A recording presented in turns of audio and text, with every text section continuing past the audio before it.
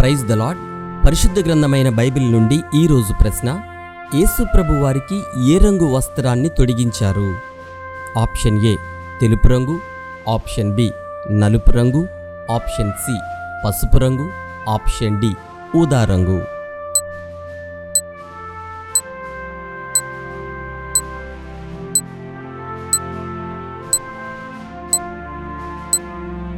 సరైన జవాబు ఊదా రంగు.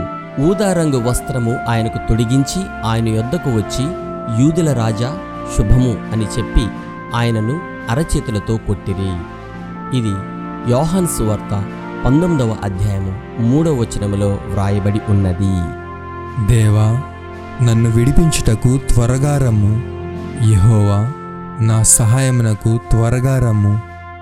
కీర్తనల గ్రంథము 70వ అధ్యాయము 1వ వచనం. Have a nice day.